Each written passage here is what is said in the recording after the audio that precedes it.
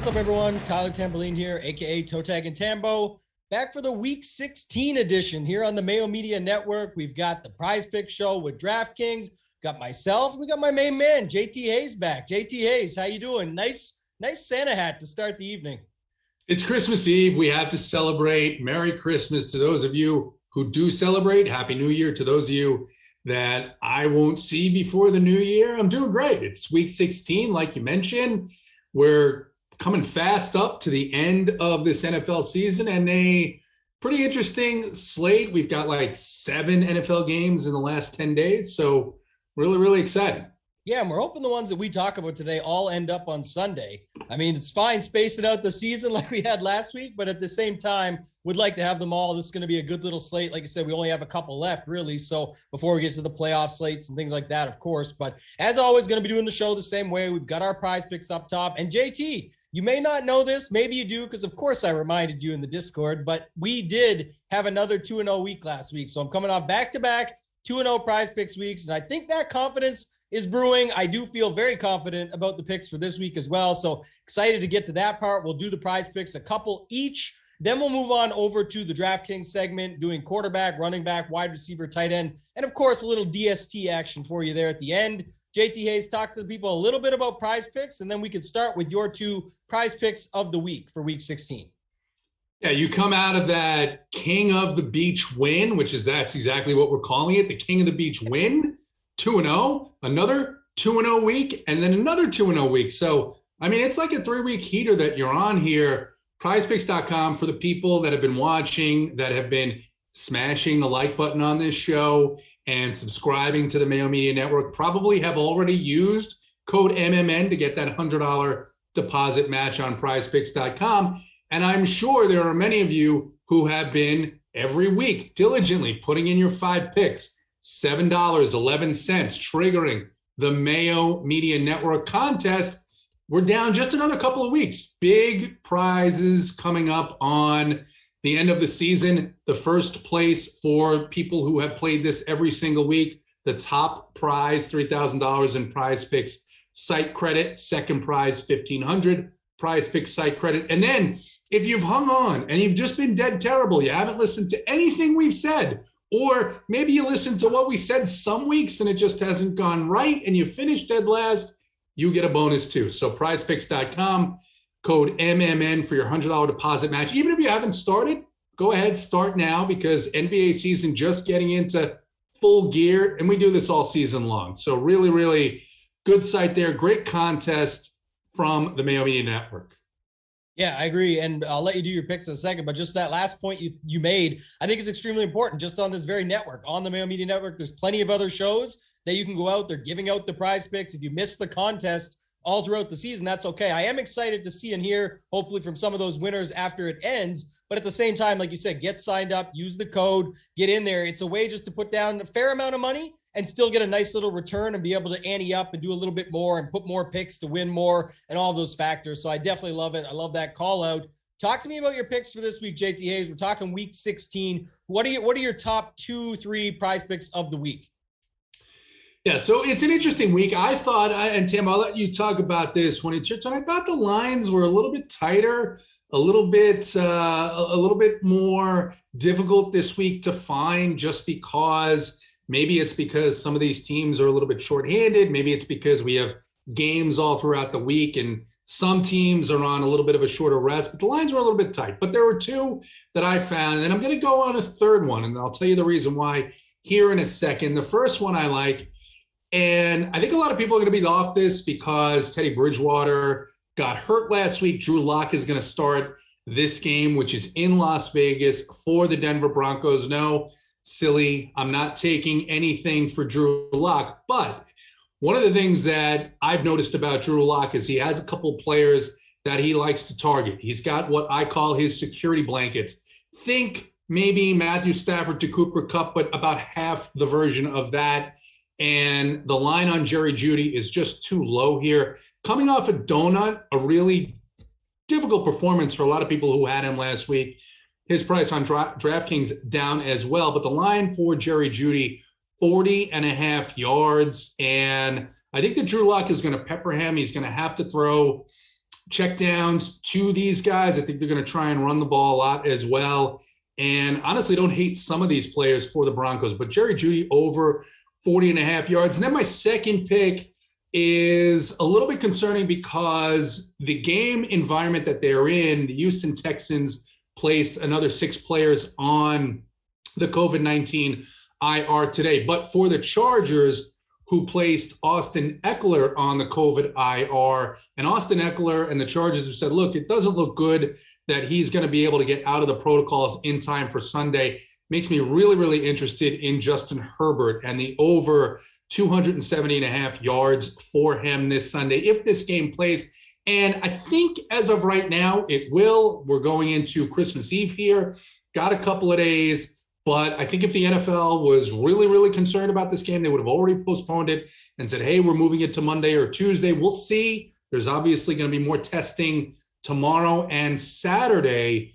But that 270.5 without Austin Eckler, sure, they're going to run Justin Jackson a bit of the time. But I think this sets up well for him and Keenan Allen and Mike Williams and even get the tight ends involved. So I think he'll go over 270.5. Still think the Chargers win this game and put up a big score. Their implied total live right now is 27.75 points. So I like that as well. Now, if that game doesn't go, I'm going to give you a third one, and it's going to be Dusty Emmanuel Sanders.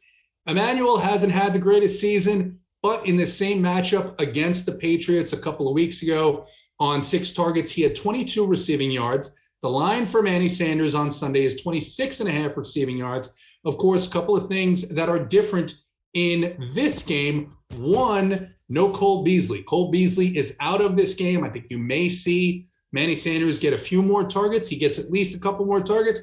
He's going to get over that 26.5 receiving yards. And then the other thing is the Bills came into that first game against the Patriots with an absolutely dreadful game plan. Hopefully, they come in with a little bit more of a way to try and keep at least the Patriots off balance. And I think one way they do that is by throwing the ball a little more over the middle in the slot where the Patriots have been a little bit weaker. Yeah, and I like all those picks. Couple things on them right quick. We love a good flop leg. So the Jeudy call, that one makes a ton of sense from that perspective. Burned a lot of people in daily fantasy last week. If you had him on props and everything on overs, you definitely lost because he didn't get anything. But the other two, especially the Herbert, like you said, Eckler was quoted today saying not looking good. So, that's sort of where we're at with that. And I think the game will still go. And then I think a lot of people will move right away to Jackson and Kelly, one or the other, when you can just go with that passing game and leverage it up completely. Again, we'll talk about this more later when we get to the DraftKings section, but then also Manny Sanders, before he got injured, even a couple weeks ago, it was right after the sad news of DT passing away. I was saying, hey, I think Sanders is going to come out and try and put up a big game. He had 23 yards very quickly in that game. And so this over seems awesome with the fact that Beasley's out.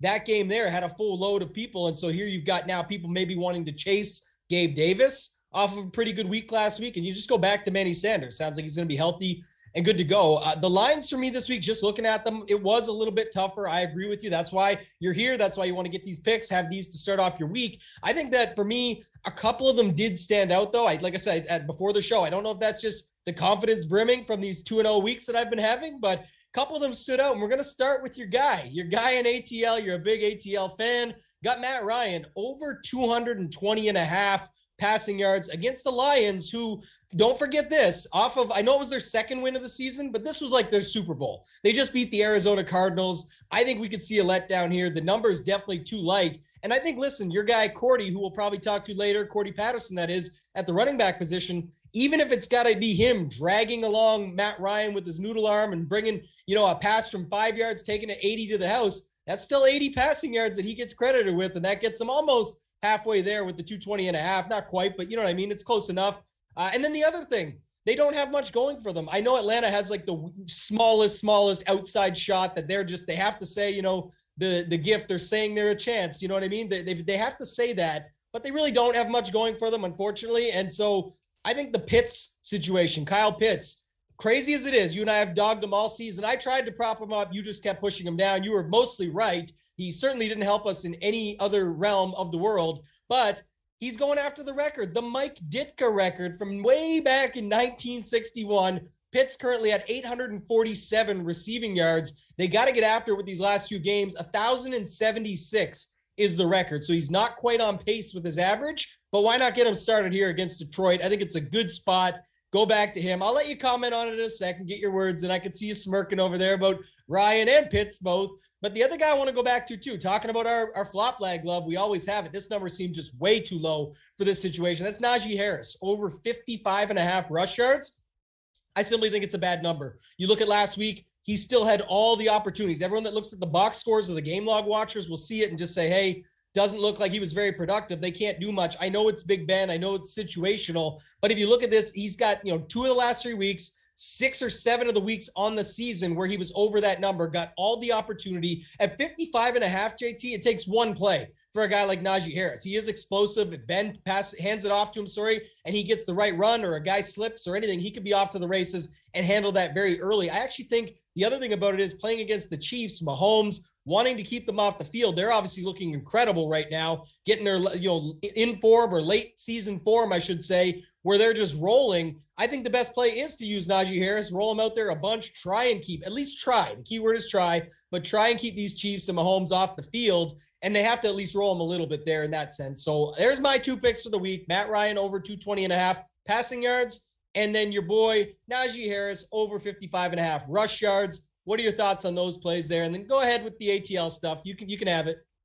I mean, look, first off, I can't wait for our Sunday morning, day after Christmas show on Run Pure Sports. By the way, if you're not a member, RPS Heater 25, get in there, 25% off your first month's payment. And go ahead, subscribe to the Run Pure Sports YouTube network. We'll be talking about it at the crack of dawn. You can have breakfast with us on Sunday morning. And Tambo, this is the thing. Last Sunday, I said, hey, it sounds crazy, but I think the Falcons are going to stay in this game against the Niners. And they were really so close. Kyle Pitts was really, really close to a big day. He had one catch that actually one of his feet landed out of bounds. It was an amazing catch. We've seen this guy make some circus grabs, but right off the get-go, right? The turnover on the kickoff. And I'm thinking, all right, baby, the Falcons are in this. This is going to be a game. And then they couldn't get in the box from the 1 yard line. It was my guy, Cordy, that got stopped.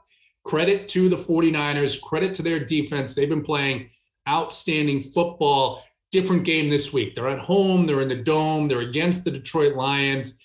You mentioned it. Detroit, out of nowhere, spanked the Arizona Cardinals. Didn't eke the game out. I mean, that game was over at halftime. Now, Jared Goff is on the COVID IR. He's questionable. We'll see if he plays. That puts a lot of things into flux, including the love that I have and we all have at Run Pure Sports at the Mayo Media Network for my guy, the guy that I have been on since before the season. This is totally a lie, but Amon-Ra St. Brown. I mean, I was all over him this week. We'll see what happens if Jared Goff is in, but I think it's a great call on Matt Ryan. I think Cordarrelle Patterson is going to be a guy that I'm going to force into my lineups this week. It's a great bounce back spot for the Falcons. They're going to play hard. They've been playing hard all year.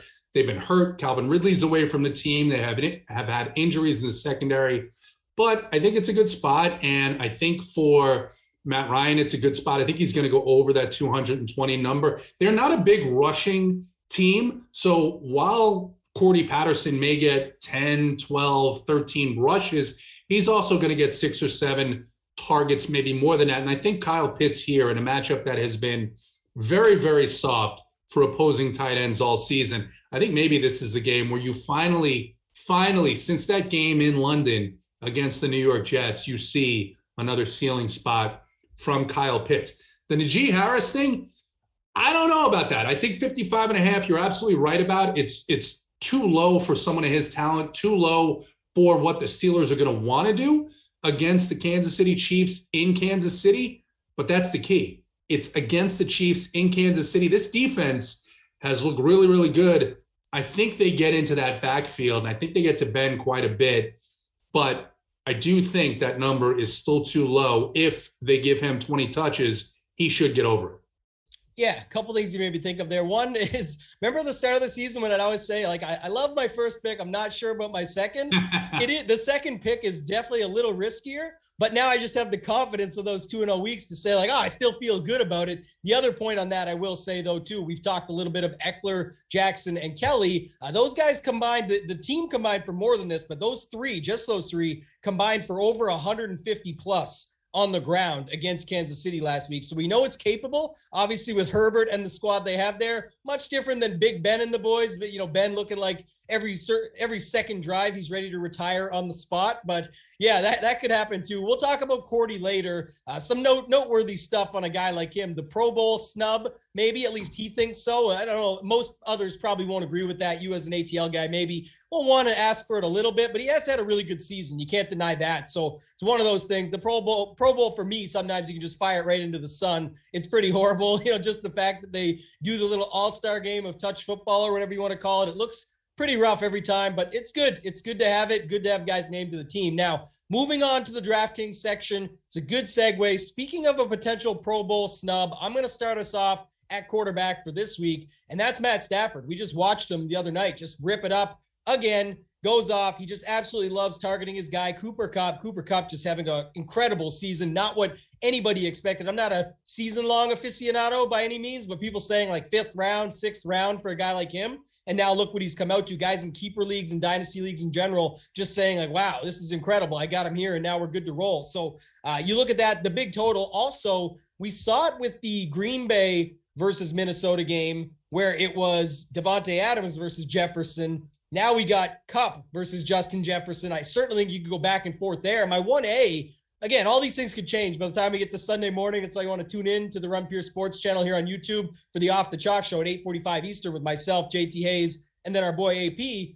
But I do think that if you look at the 1A here, it's the other side of that game. Kirk Cousins, say what you want about him. He's definitely capable. I think he can keep the game rolling. He can keep the pace up. He's got the guys and the targets to go to as well. Dalvin Cook out, announced earlier today. So it's going to be Madison, but I think it's just a tougher matchup. And we know that LA defense being healthy can cause fits. So if we've got him checking it down or finding his guy in Jefferson, I think there's still opportunity there. My second guy, Tom Brady, and pissed off Tom Brady losing 9-0.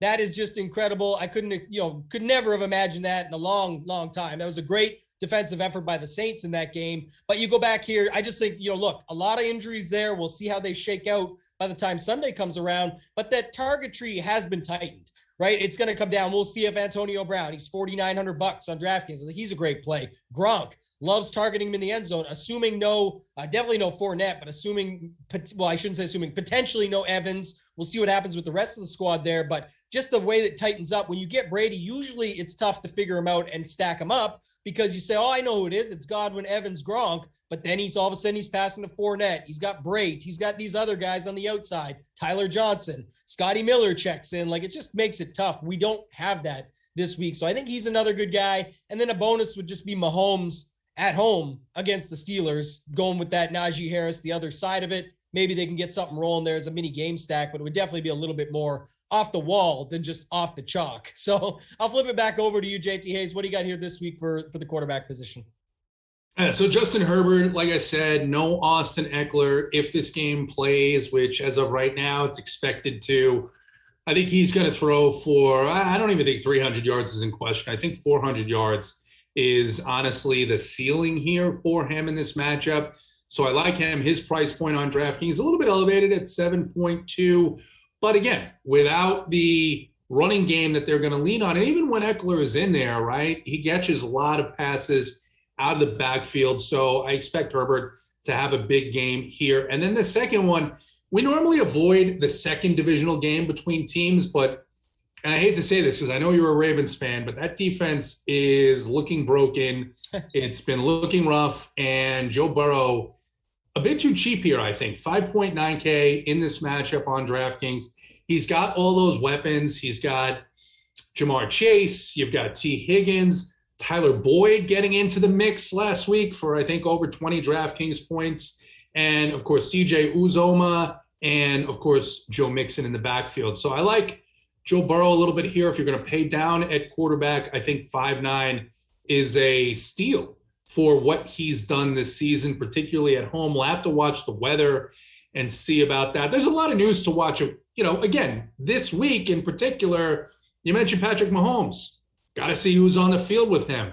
Even if Kelsey and Hill miss, though, your point is well taken that guys like Byron Pringle, guys like Mecole Hardman, they can step right in there. So really interesting week on DraftKings in the NFL.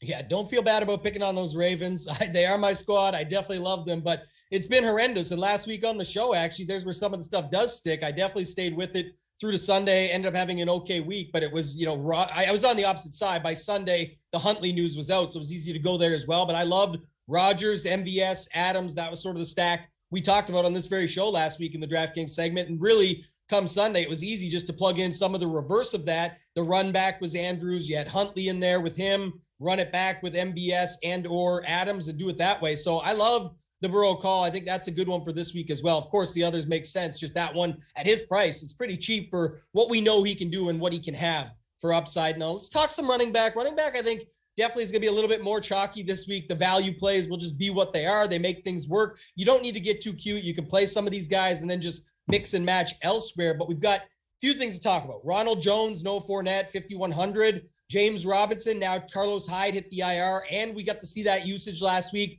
with Urban Meyer gone. It was just right up there again. Robinson himself, a pretty good week. Could be back to doing that again. Najee Harris, I'll stick with because I mentioned him off the top, but that's just sort of running through the position. I'll let you go through the picks. That'd be my three that I like as of right now. There'll be plenty more added to the mix. Of course, like if you said, the Eckler news, not looking good. So if it's Jackson or Kelly, or play some of both and at most one and do it that way if you want. But I kind of like your play of leveraging up and using the passing game there. But what do you like besides what I was talking about or add to it at running back this week?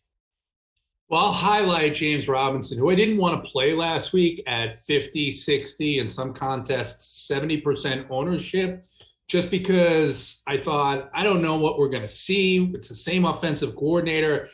And he gets the first running back work, the lead running back work, and it was fine. He got into the box. It was something I didn't expect in that game was the torrential downpour that showed up midway through like the first quarter, lasted almost to the third quarter. Now James Robinson, 5.9K on DraftKings, gets a matchup against the Jets, who gave up, I think it was like, what was it, Tambo, 300 yards to Duke Johnson last week? I mean, a guy who's been pumping gas for the last like 2 years, comes in off the street, boom, just runs all over the New York Jets. I think James Robinson's going to do the same. I was really tempted, to be honest, by his prize pick. I think his rushing prize pick is like 75.5. And I'm like, oh, he's going to smash that. But I didn't take it. But yeah, I think James Robinson is a fairly easy play. I'm sure he's going to be high owned again this week, but I'm just not going to pass up on it. And then we talked about him, talked about the Atlanta Falcons, talked about Cordy Patterson. Cordy is priced down now to 6-7 on DraftKings after that game last week. Just a total outlier game. And the Falcons have struggled against these really, really good teams. They even played it pretty tight against the Niners in Santa Clara, but games against Tampa Bay on the road, the game against the Cowboys on the road have been tough. The next game, Cordy bounces back. I expect him to bounce back here. I think he's got a shot at being, honestly, optimal. I think he's got a shot at being in the optimal lineup where you almost have to have this guy based on what we see out of running backs. You talked about Madison. I think Madison is this time too expensive. DraftKings has done a good job of, after the first two times where he smashed when Dalvin Cook was ruled out of games, now he's almost 7K in a matchup against the Rams. I think you're right. I think it's the passing attack you want to focus on there.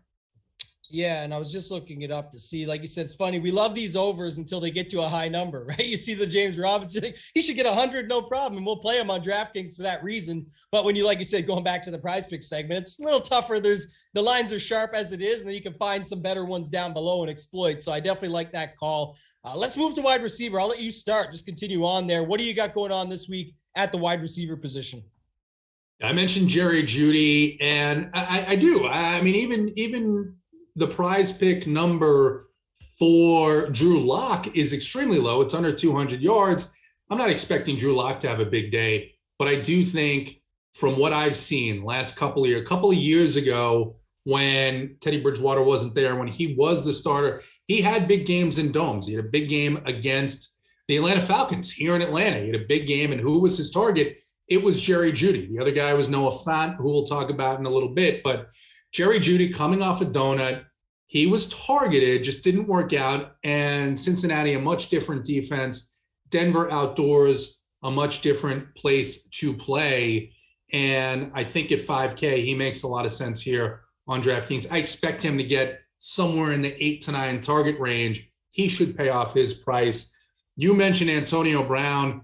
He's the last man standing here in this Tampa Bay wide receiver core, with Chris Godwin gone for the year, with Mike Evans questionable, and returning his price all the way down, 4.9K. We've seen this from Antonio Brown before, where he's been out a couple of weeks. He's been out a bunch of weeks now, but he keeps himself in shape. He comes in ready to play, and we've seen him smash coming off these mini sabbaticals. Bruce Arians now all of a sudden, oh, so happy to have him there. Don't care what you did, because now we really, really need you. So I like him quite a bit. And then, Tambo, how can you not like Cooper Kupp against the Minnesota Vikings secondary with Matthew Stafford, who I love just as you do, in a dome? I just think the Rams are going to smash. Yeah, you're reading off my page here. I love that. Like you said, Arians, we evaluated the situation and we feel good about it. So he's back. And Tom Brady loves when Antonio Brown is back. He loves his guys, right? That's why you see him go to Gronk. You see him go to, I think he could stack up Brady, Gronk, use Brown and then get different elsewhere, because that's going to be popular by the time it hits. Maybe not Brady at quarterback. We'll see. I think, the pissed off Brady narrative is always the thing. So I think he'll pick up some steam, but it's always spaced out enough. There's enough quarterbacks we talked about and ways you can get different. So I do like that. The Kupp situation, like I said, Kupp versus Jefferson. No, it's tougher on the other side with Ramsey and situational stuff they'll do there with the secondary. But at the same time, Jefferson is just that good. I think you can still go to him. I don't think they, completely bracket him or triple team him or anything like that. I think there's still going to be some opportunity. The way he runs routes, he can find his way open. I think that's a good little matchup to get back and forth with. We've seen that matter in the past. So those are some of the guys I like right now. Like I said, there's going to be a lot of things changing as we get up to the weekend. So we're talking the same language when it comes to wide receiver. I'll see about tight end. I know you mentioned some stuff earlier. I'm going to start us off though for tight end, because I do like the Pitts narrative, like you said, just getting after that record. I think he's interesting if you're paying up. I also think Gronk, who I already mentioned, see if people want to go there for that price tag. Again, lots of times people like to pay down, and I've got some pay down options for you. One of them fits right in with your Joe Burrow call, and that's CJ Uzomah. He's another guy, cheap. I don't think he'll be a sleeper by the end of the week. He may be 8 to 10%, but at the end of the day, he's getting the targets. He can get the touchdowns. One touchdown for him would be huge on top of what else he gets on his 4 or 5 plus targets. And then you got the factor of he's had 2 touchdown games. So I think that's kind of something you got to factor in as well. If he makes Kupp work with all the other stuff that you've got going into your builds and cash games, even in large field tournaments, if you get the right secondary stacks, correlations, things like that to be unique enough while still using this value play, I think Uzomah could come in handy. We'll see again how the ownership shakes out come Sunday. Could be singing a little bit different tune if he's going to be 15 to 20% for whatever reason based on the price. Projections like him right now, but he doesn't seem like a guy that people will be fully comfortable getting 20 or 30% into their MME pool. So those are 3 guys for me: Gronk, Pitts, and CJ Uzomah. What do you got this week? So I love the Kyle Pitts call. We talked about it. I like the Gronk call quite a bit. Gronk is, for all intents and purposes, he's a wide receiver in this offense. He's been a wide receiver in this offense when Chris Godwin and Mike Evans have been healthy. So now that Godwin is out, Evans questionable. Yes, Antonio Brown coming back, but I think it just slides him into that either, first or second look for Tom Brady, and pretty good matchup here against a team that is not going anywhere, the Carolina Panthers. The one thing, CJ Uzomah, I love this guy. I love his talent. Played him a bunch of times this season. His big games have come when either T. Higgins or Tyler Boyd have been out. So if all the receivers are healthy, it's just a little bit tougher for me to get to him just based on where the ball goes in that offense. But he is cheap, and he does at least get a couple of targets, 2-3 targets every week. If you wanted to go that route, depending on what the news is out of Kansas City, what have you, I don't think that's bad at all. And then the one guy, and I mentioned him a little bit, and people are going to be off of this guy because, hey, you've got Albert O there, Noah Fant. They've been splitting targets a little bit. But again, I go back to the fact that now you've got Drew Lock starting. What is Drew Lock familiar with? He's familiar with Jerry Jeudy. He's familiar with Noah Fant. Doesn't mean that Albert O isn't going to get any of those targets. And Albert O is 3-1, but Noah Fant at 4-4 in a matchup against the Raiders, who've given up a ton of points to opposing tight ends. Not a bad spot for him, paying down to that lower level. Yeah, I like that call too. The Uzoma point is actually good that you made. I do think that makes a ton of sense. Just a way to get different. And again, if you're going Burrow, you can sometimes just do something like that. And we'll see what his receivers look like by the end of the week as far as ownership's concerned as well. I think he could pick up some steam. We just saw, like you said, Aaron Rodgers carved these guys up. Baltimore, the secondary is basically a high school secondary at this point with what's left, unfortunately. So they're actually making do quite well considering the way these games have went. Their last 3 games, now you can tell the fandom here, but the last 3 games, they've lost by 4 points, 2 times going for 2 at the end and missing it. I like the call. I think it makes a lot of sense. I didn't love seeing it. Everyone was, I don't know if you saw this. We're a little off topic here, but we only have defense left to talk about it. But I love John Harbaugh being a Ravens fan, but the tweets about him and listening to him ask the team what they want to do, it wasn't really analytics at all. It was, what do you guys want to do? And I'd rather see, everyone took that as like, he's the best. He's a player's coach. I mean, I know that about him as being a fan, but I want to see him pumping his chest saying, we're, effing going for this thing. We're winning this game. It's about to go down. Now let's go do our job instead of, what do you guys like to do here? Should we do it at the end? I just personally, I don't see it. Like I love the call because you got to, in OT, the way the rule is so stupid anyway, you got to win the coin flip first to have a shot at getting the touchdown that ends it right there. The other team doesn't even get a shot, which I hate that rule. Side topic for another day, very far away from now, but just to name that. And then you've got the chance, you have to get down there. Anything could happen or go wrong and it flips the field and boom, you're done. They kick a field goal and it's over if you even win the coin toss. So I like going for it right there. If you've got the play, I need to see a little more passion when going for it. So talk to me about that. And then you could talk about DST after and we'll round this thing out. So staying with the Ravens, he's done this quite a bit. He's done this with 4th down.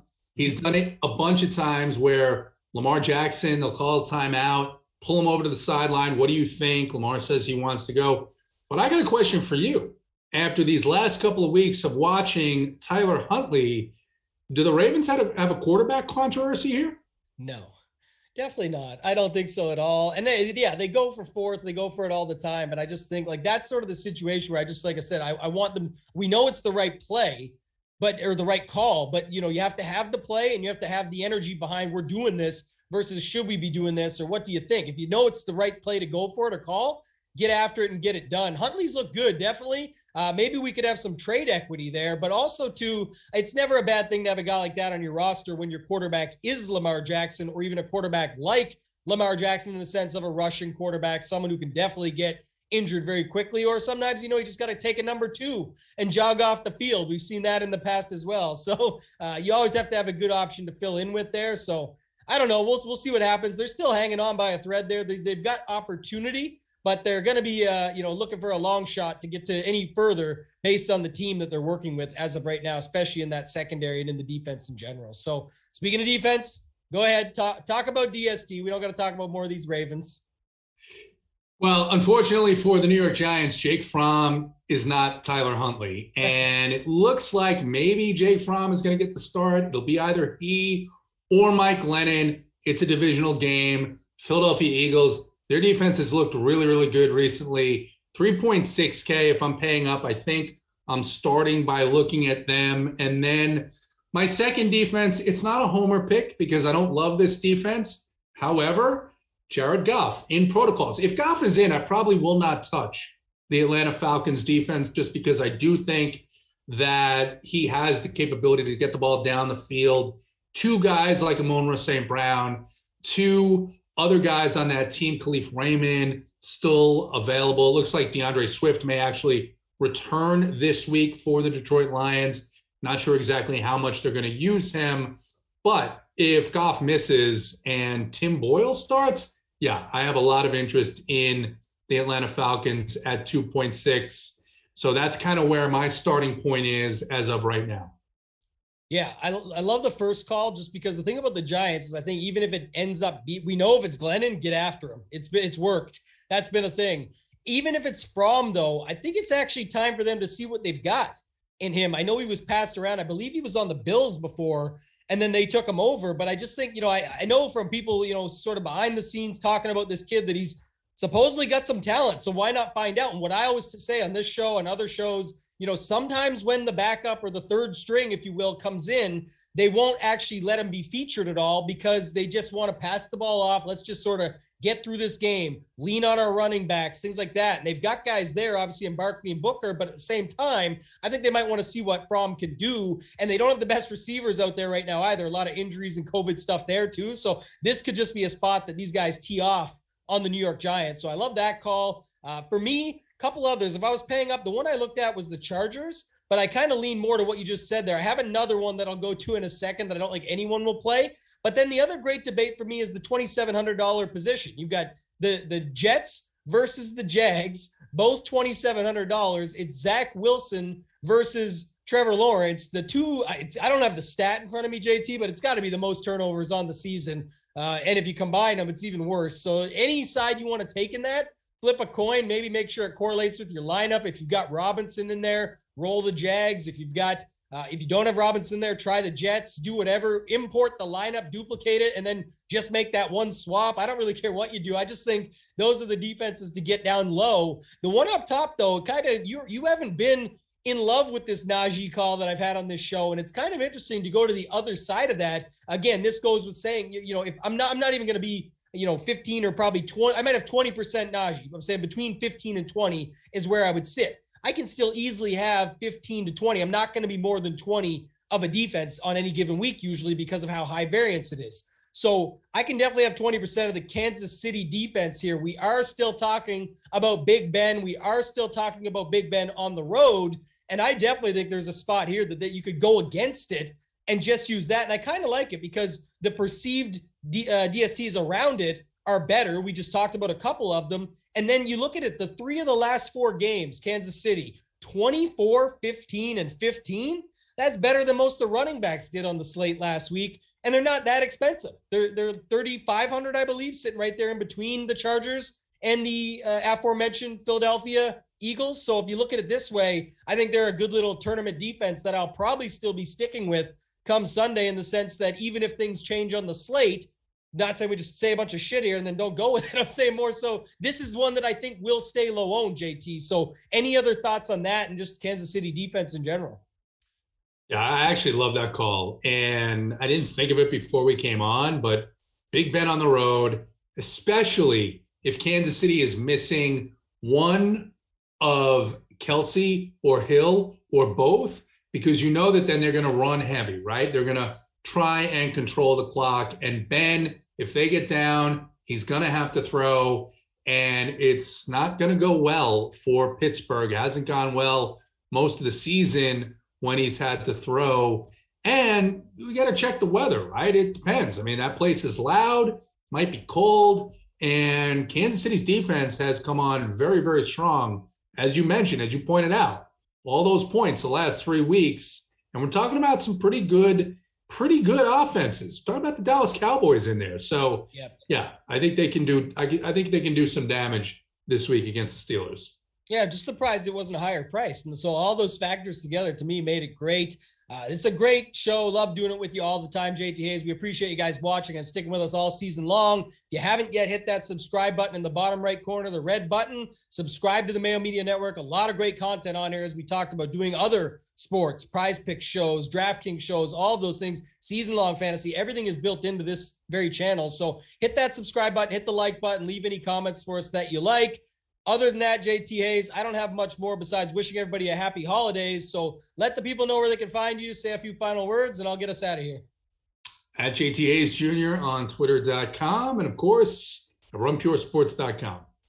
Yeah, we got the show on Sunday. Definitely excited for that. Off the chalk, 8:45 Eastern. I know that's early after Christmas, but you probably, I mean, people are going to what do you guys call it there? We call it the Boxing Day sale. What's the big sales on the 26th? This year, probably nothing, because it's Sunday and it's NFL Sunday, the day after Christmas. So you got nothing to do. Get up, have breakfast with us. Yeah, please do. It'll be an awesome time. You guys know where to find me on Twitter at Totag and Tambo. Again, wishing you all the best. A very happy holidays to you and your families. Other than that, thank you and good luck.